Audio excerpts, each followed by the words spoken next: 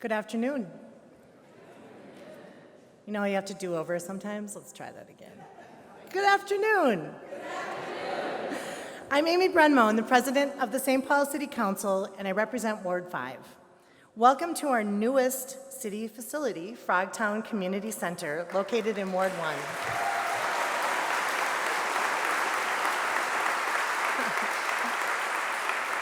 This is a major sneak peek. We are so excited to share this space with you today, and I'm looking forward to something similar in the North End in the near future. So the singing of the national anthem today will be performed by Asia Parham.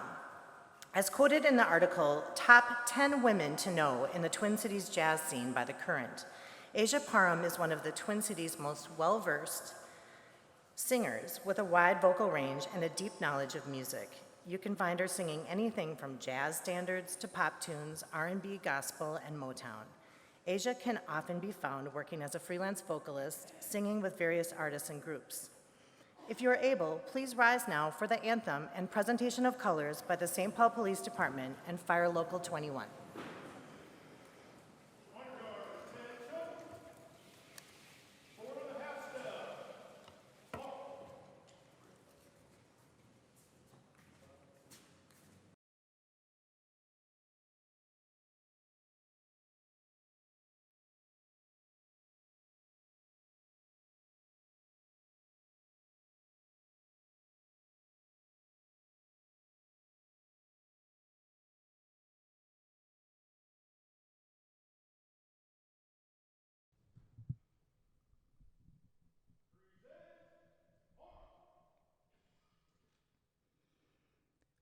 Oh, say, can you see by the dawn's early light what so proudly we hailed at the twilight's last gleaming, whose broad stripes and bright stars through the perilous fight o'er the ramparts we watched were so gallantly streaming, and the rocket's red glare, the bombs bursting in air, gave proof through the night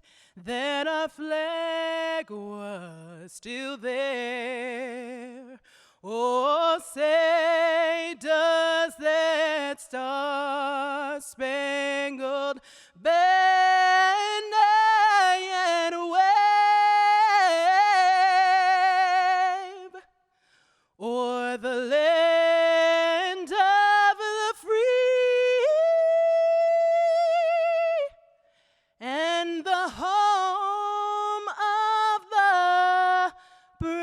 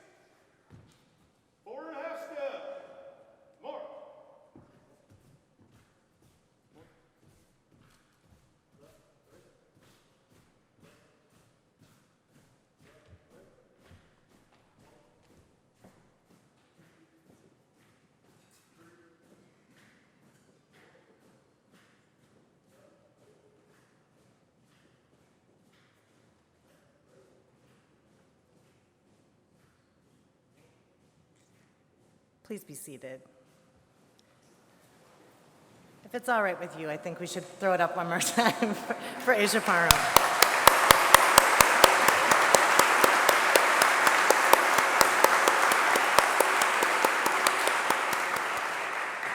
It's not entirely visible at this point, but I'd also like to recognize the artists whose work will be creating a warm and welcoming space for St. Paul residents here in this building. Mike Dazzle and Megan Faith, who are both in attendance, and Tu Yia Zhang, who is not able to be here today, collaborated to create a beautiful terrazzo floor, as well as graphic murals that will be on display. So let's thank those artists as well.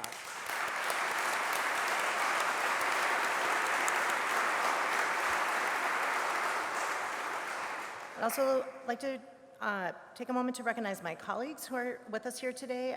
Dai Tao from Ward 1. Jane Prince from Ward 7. Nitra Jalali Nelson from Ward 4. Rebecca Naker from Ward 2. We welcome Trista Mattis Castillo from the Ramsey County Board of Commissioners.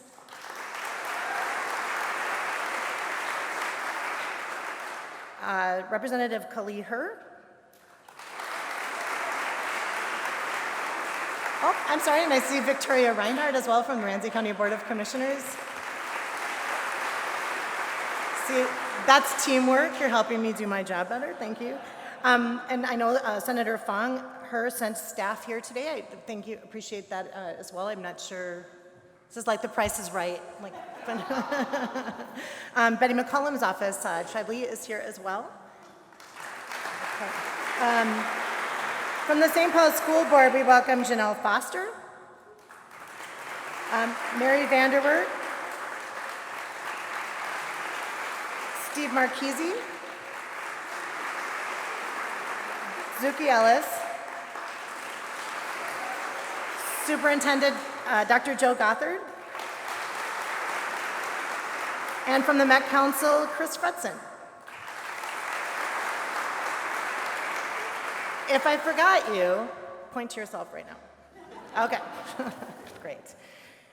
Well, we're committed to building a safe and welcoming and inclusive city that works for all of us. As a growing and changing city, we have a responsibility not only to meet the needs we have today, but to ensure that we maintain a strong commitment to building a sustainable future. Realizing this vision requires us to continue to invest in our people, our places, and our prosperity. This means continuing to engage in a long-range strategy that helps us run our local government smarter while making sure we can meet our needs. Today is a big milestone in the city budgeting process. We'll hear from the mayor about his budget proposals for next year, and from here, my colleagues and I on the city council will review and contribute our vision for the budget. And by the end of the year, we will pass a collective 2020 city budget. This process is a huge conversation, and it's not just at City Hall, but all across the city, and as it should be. If you've been participating, I thank you. We all thank you. And if you haven't been participating and you want to, there's still plenty of opportunity to do that. This year, the council invites the public to reflect on the budget proposal 2 weeks from today in a public discussion at City Hall. And we'll have this conversation to get feedback before we advance into the traditional budget hearings that we've done for many years, with the intent to get feedback early in the budgeting process where we can still make changes. We want to hear from all of you because St. Paul belongs to all of us. There's an opportunity in front of us in 2020 and beyond. I'm excited to leverage our shared potential for more growth and prosperity, and city budgeting is a key mechanism for us to do that together. I know you're here today because you feel the same way. Thank you very much for being a teammate as we continue to put St. Paul on the path of progress while maintaining livability and vitality for all of us. So without further ado, please help me welcome my teammate, Mayor Melvin Carter.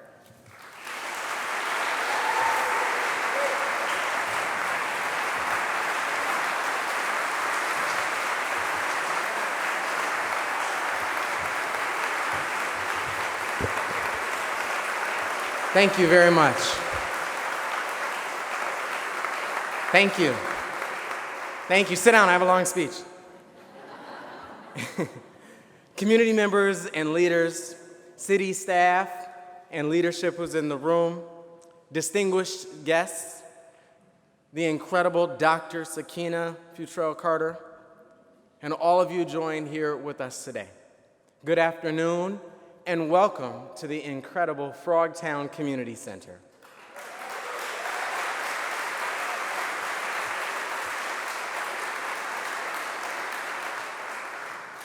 I thank you for joining me today.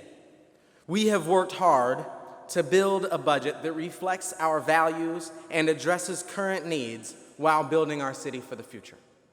In the face of increasing uncertainty and chaos in our national politics, and seeds of hate and division sown every day from our country's highest post, our actions at the local level matter more than ever. We must take action to protect and lift our communities, even in areas traditionally entrusted to the federal government. We must act locally to protect our immigrant and refugee neighbors from immoral and unjust targeting by our own federal government.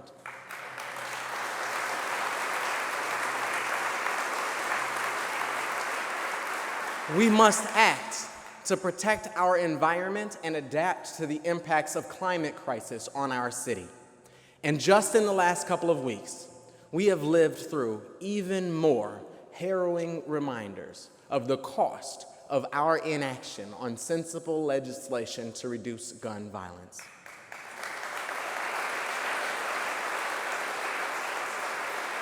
Our hearts go out today to the victims, survivors, and first responders in El Paso and Dayton, and to the 6 police officers wounded yesterday in Philadelphia. No one described the moment better yesterday than Philadelphia Mayor Jim Kenney. Whether it's our 6 officers who were shot or some 15, 17, 20-year-old kids on the street who gets shot with guns that shouldn't be in people's hands, it's aggravating, it's saddening, and we need to do something about it. Our officers deserve to be protected, and they don't deserve to be shot at by a guy for hours with an unlimited supply of weapons and an unlimited supply of bullets.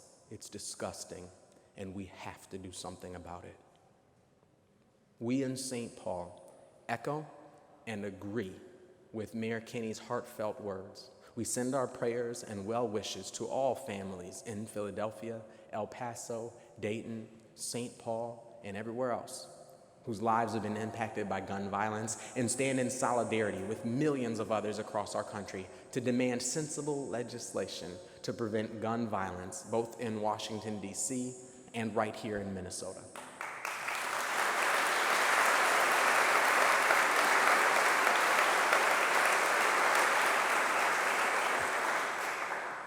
I am honored to serve as mayor of this incredible city and appreciative of the opportunity to present to you my 2020 proposed city budget.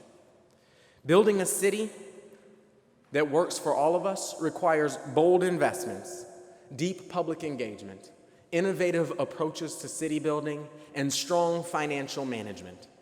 Our leadership team works every day to deliver just that. I am proud to report that we closed 2018 under our approved budget and with a $5 million surplus contribution to fund balance, despite the expensive series of unexpected events we experienced last year, ranging from flooding on our Mississippi River to a rock slide that cost $1 million to clean up. Additionally, our AAA credit rating was reaffirmed this May by both S&P and Fitch. Our strong financial management positions us well and provides confidence that our city government is a strong steward of our public dollars. As I have shared before, it costs more each year just to continue doing the same things as before. We started this year's budget process facing a $17.1 million budget gap, due in large part to salary growth for city workers and public safety staff.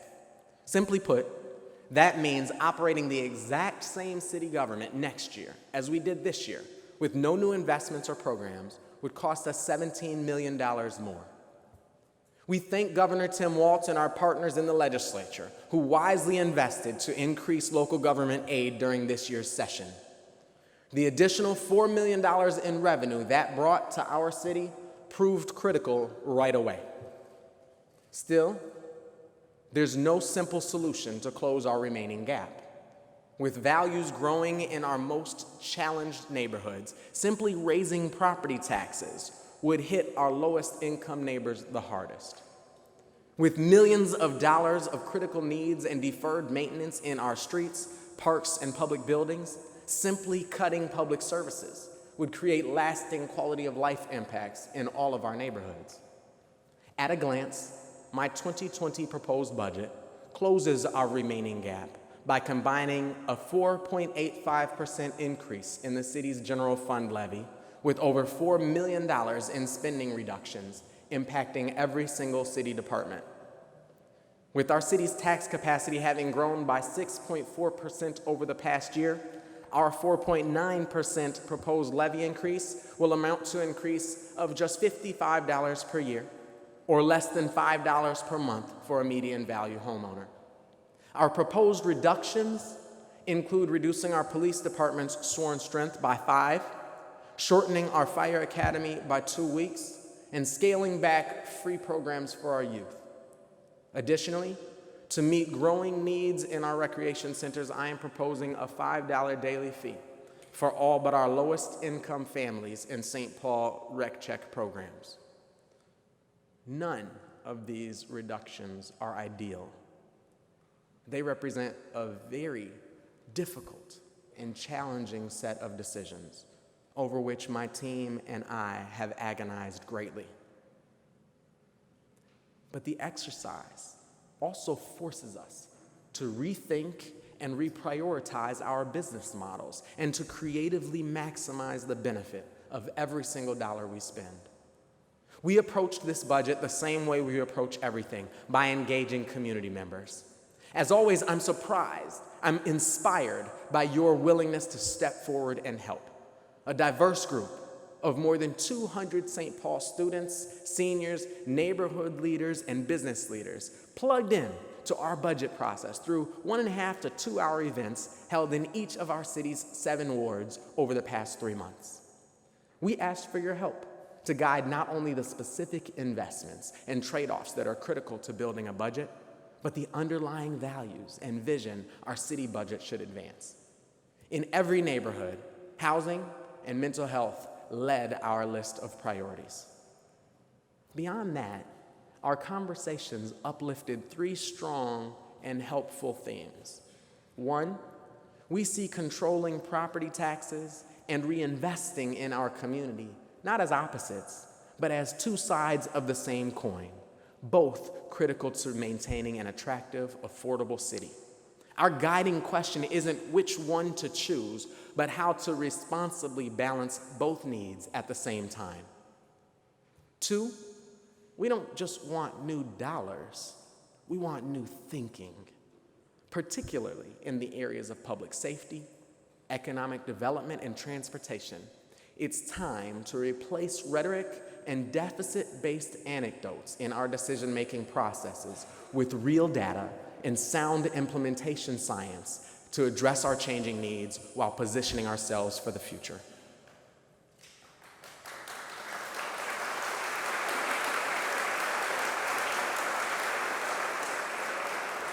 And 3, we know that simply creating the general conditions for success is no longer enough.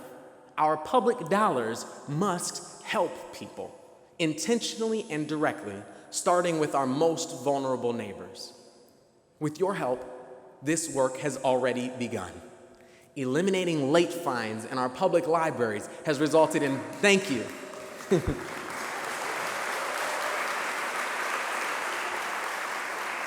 I didn't get it out yet. Has resulted in double-digit increases in library use in our lowest income neighborhoods. Our investment in rec center programming for youth has attracted 1,000 more children into our after-school programs. Our new EMT response teams stand ready to respond to 10,000 calls for service next year, keeping paramedics and firefighters free to respond to our most serious emergencies. And our Office of Financial Empowerment teamed up with the state of Minnesota and local organizations like Prepare and Prosper earlier this year to help 2,500 of our lowest income residents reclaim over $3 million in federal earned income tax credits.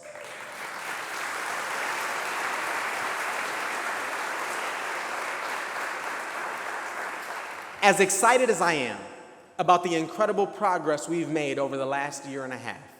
We have much more work ahead of us.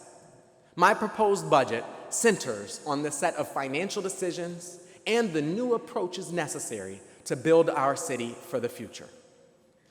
Public safety. Any scan of American cities our size will show that St. Paul is a comparatively safe city with police officers, firefighters, and paramedics who work hard and lead on response times, professionalism, and public engagement.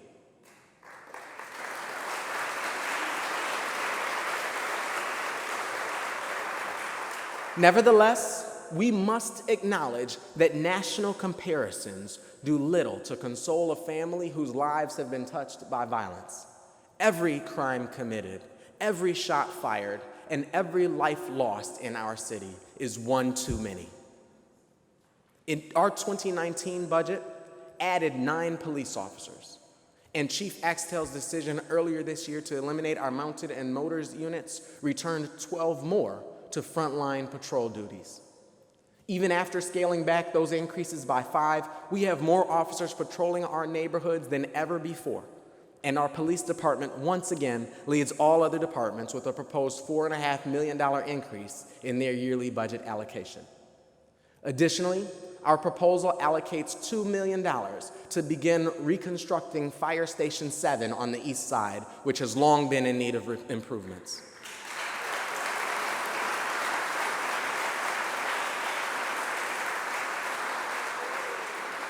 This support for our first responders is critical. As mayor and as the son of a retired St. Paul police sergeant, I see firsthand the sacrifices they make to protect our neighborhoods every day. Our police department's leadership team has embraced the 21st century policing model and worked constantly to make deposits into that bank of trust the chief is always talking about. I want to specifically call out our department's community outreach and stabilization unit, whose innovative work alongside code enforcement and public health staff has fundamentally improved the way we serve vulnerable residents experiencing homelessness after our tent encampment last summer. They are partnering with nonprofit and social service agencies and meet every week to work together to try to help people into housing and off the streets. Yes.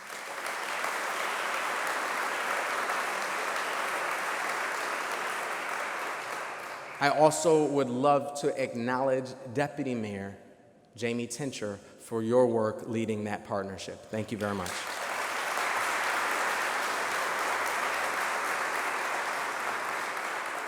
Their work adds real value to our residents' lives. It's also a stark reminder of a warning I hear constantly from our police chief. Because a disproportionate percentage of crime in our city happens in our lowest income neighborhoods, bending the curve on public safety will require honest conversations about why people are getting into the criminal justice system in the first place. A city that fails to address the root causes of economic and social isolation that keep people feeling desperate can never hire enough police officers. Our goal of making St. Paul an even safer city demands a proactive strategy to identify and interrupt the cycles that keep us responding to crisis after crisis.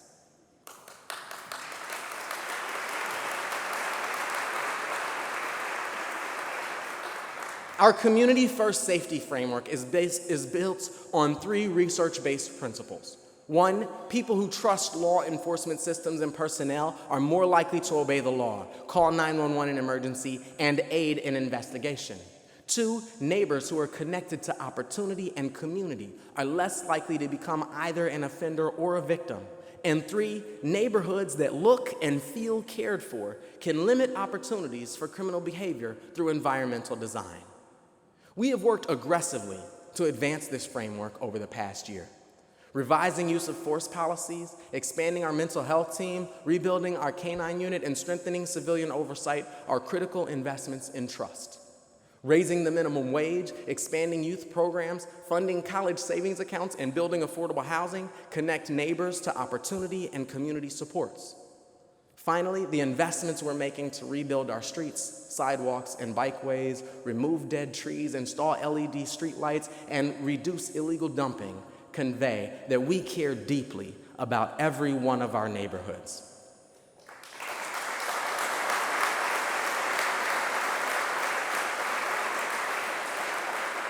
In 2020, to advance this framework, we will meet the change in school start times with increased out-of-school time programs in our rec centers to ensure our children always have a safe place to connect with peers and adult role models.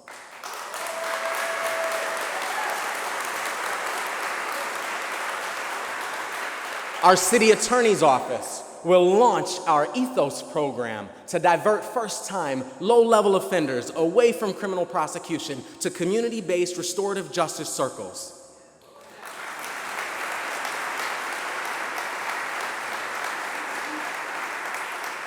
And I will propose taking advantage of a new state law that allows us to reduce local speed limits in our neighborhoods, a move that will immediately and quite literally make our streets safer for all of us.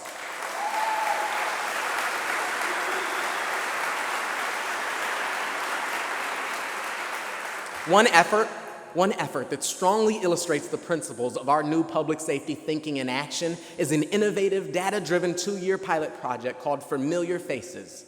In partnership with Ramsey County, Regions Hospital, and the East Metro Mental Health Roundtable, our public safety departments have identified less than 36 individuals who over the course of the past year have had a collective 740 contacts with police and another 249 contacts with our firefighters and paramedics. 90% of these individuals have experienced homelessness, and a quarter have a diagnosed mental illness. Through our police and fire departments, probation, courts, and local emergency rooms, we spend an enormous amount of resources as a community to lift these individuals out of crisis time and time again.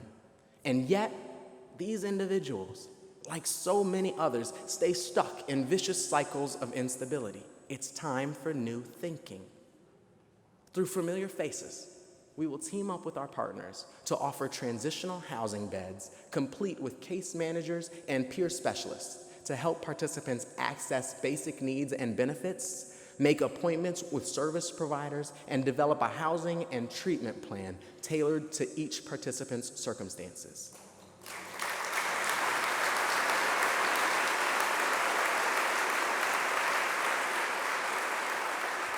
Forging pathways to stability will prove far more effective and far more cost-efficient than perpetually responding to crisis. We are also transforming our approach to economic development. Simply working to attract new companies and workers is insufficient in a city overflowing with potential in our existing businesses and residents.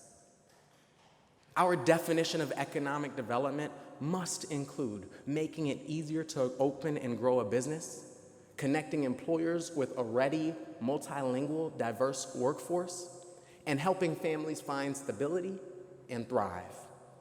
Because housing lies at the center of so many of the challenges our neighborhoods and residents face, this work starts with continuing our historic investments into our Affordable Housing Trust Fund to build new units of housing and rehabilitate existing ones to provide safe, stable homes for residents across a broad spectrum of incomes.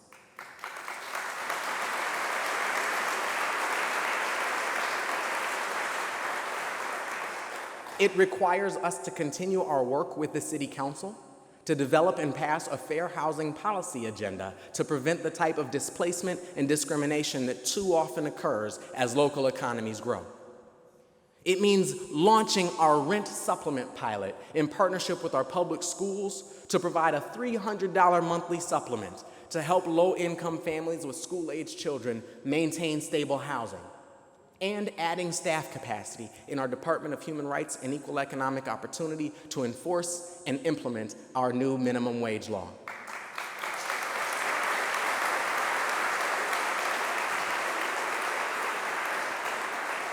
I am also proposing expanding on the work of our Office of Financial Empowerment with a $30,000 investment that leverages $100,000 in contributions from private and corporate philanthropy to reduce our unbanked gap by helping 5,000 more residents get responsibly banked by the end of 2020 in partnership with a national initiative called Bank On.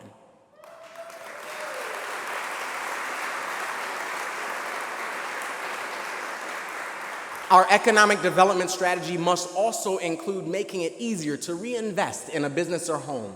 Last year, staff in our Department of Planning and Economic Development set out to improve our historic preservation processes to make them easier to navigate. As a result of their hard work, a process that as recently as 2017 took an average of 27 days to complete now takes only 3. That deserves a round of applause.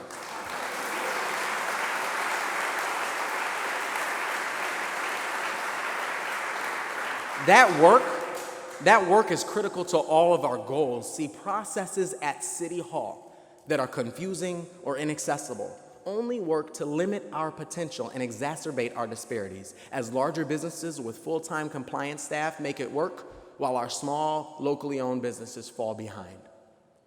We are now only months away from cutting the ribbon at our Department of Safety and Inspection's new virtual one-shop space with self-service areas and user-friendly kiosks where permit applicants can upload digital plans and meet virtually with staff across agencies.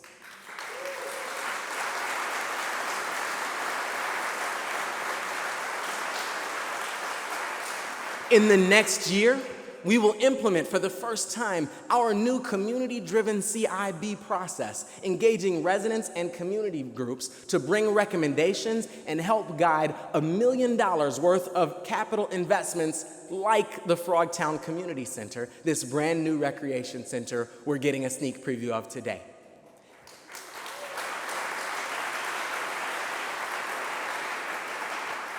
And we will continue our public investment in our cultural destination areas like Little Mekong, Little Africa, Old Rondo, and District del Sol.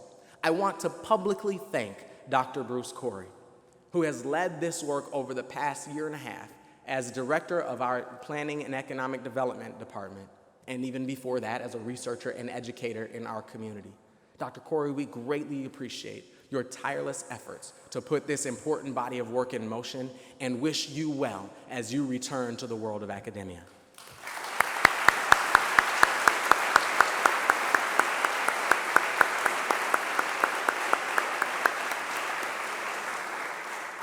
Finally, I could not be more excited to announce that thanks to a $500,000 pilot investment from the state legislature, our moonshot dream to start every child born in St. Paul on the pathway to college from birth with $50 in a college savings account is finally a reality effective January 1st, 2020.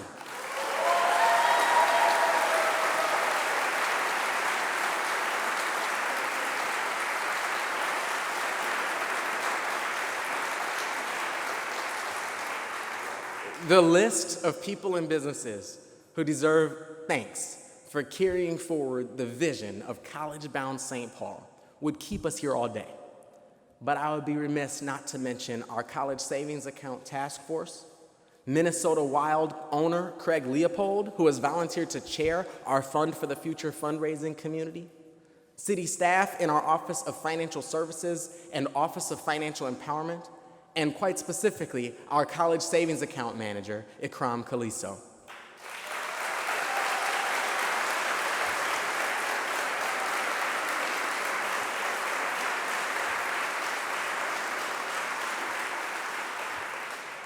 I also want to acknowledge our important financial partners without whom this work could not move forward.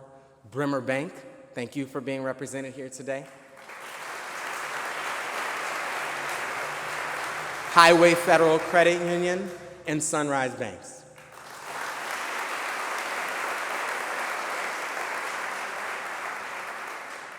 Anyone who's traveled our city or opened a newspaper recently knows our public right-of-way needs a lot of love. In last year's adopted budget, We doubled our annual budget to resurface streets in our neighborhoods. We started a 3-year course to repave every street downtown. We added $1 million for sidewalk maintenance and created our first ever dedicated funding stream for bikes. We clearly have much more to do. According to our annual report on street conditions, our residential streets, which have a 60-year lifespan, are currently on a 289-year replacement rate. Public Works Director Kathy Lantry projects that keeping street spending at the current rate would render more than half our roads undrivable in just 20 years. While there are no shortage of historical reasons for this disinvestment, we don't have time to place blame. We must take responsibility. Still, this problem is too large and too complex to solve with a simple property tax increase. St. Paul taxpayers are not alone in using and causing wear and tear on our city streets, and we should not have to bear the cost of maintaining them alone either. We must and will work actively with our partners in county and state government to identify new resources to maintain our public right-of-way.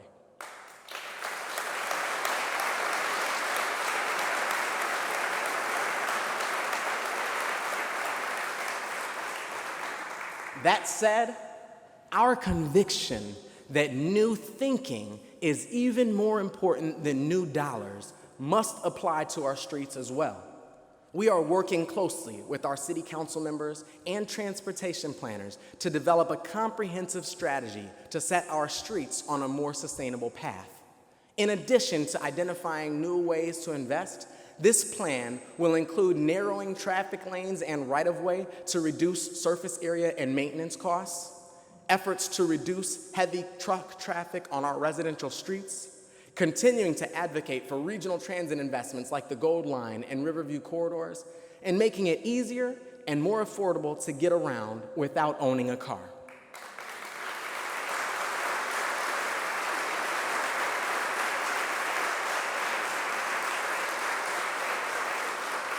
With the help of our American Cities Climate Challenge grant from Bloomberg Philanthropies, we are advancing our goal of ensuring that 90% of St. Paul residents live within a 10-minute walk of at least 4 low or no carbon transportation options by constructing 13 miles of new bikeways and 2 miles of new sidewalks, and teaming with Our Car, Xcel Energy, and the City of Minneapolis to build a network of 70 charging stations, 35 in each city, to provide public charging for vehicles, and to build out the first 100% renewable energy electric powered electric car share network in the country.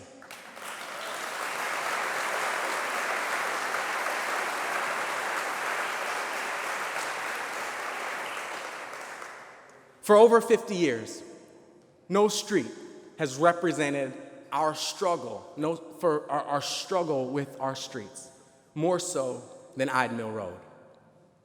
I have asked Public Works to utilize Ide Mill Road's upcoming resurfacing as an opportunity to reprogram it as a more complete street.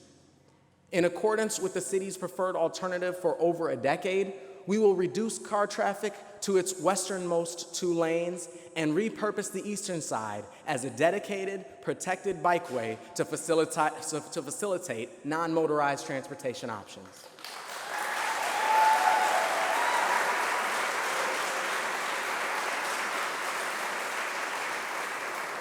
These efforts will result in a road that is less expensive to maintain and more useful to residents moving around our city in different ways. We all know that some will mock the notion of investing in sidewalks and bike lanes. But here's the simple truth.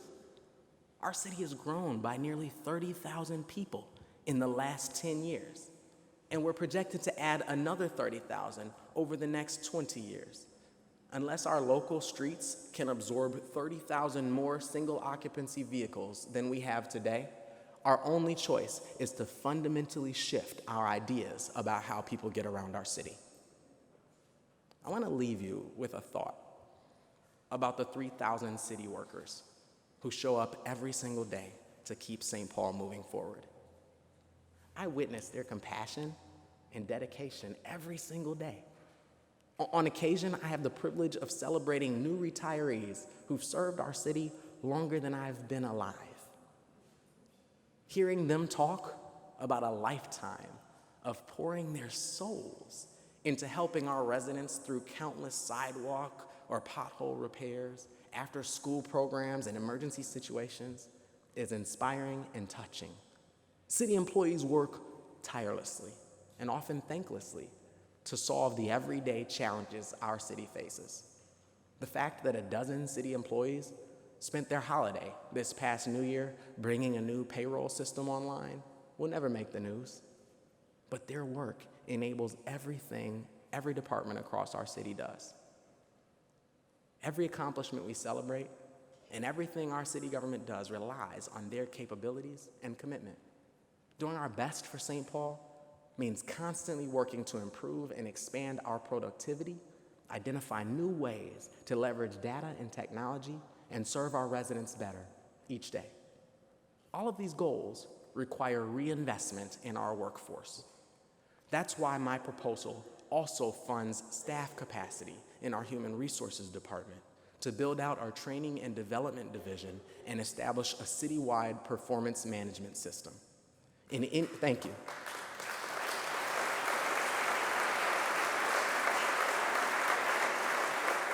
In any organization our size, these investments are critical to maximizing our productivity and effectiveness. St. Paul is a city with great opportunities and great challenges ahead. The Ford plant, Hillcrest Golf Course, Boys Totem Town, River's Edge, Sears site, the Midway area around Allianz Field, and the entire stretch of our Green Line light rail present a set of breathtaking opportunities for billions of dollars of tax-based growth over the next 2 decades. At the same time, bills coming due on decades of deferred maintenance on our public right-of-way, parks, and public buildings, and uncertainty over citywide hauling present an equally daunting set of challenges. Our willingness, or lack thereof, to meet these enormous opportunities and challenges with even bigger vision for our future. Our ability to embrace new and innovative approaches while identifying new dollars to invest. Our ability to ensure that every single resident in our city is counted in the 2020 census next year. Thank you.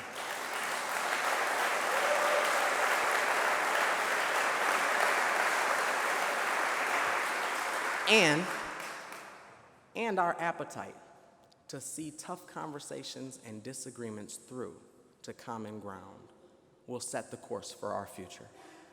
I am confident that the city I love is up to the task. Thank you very much.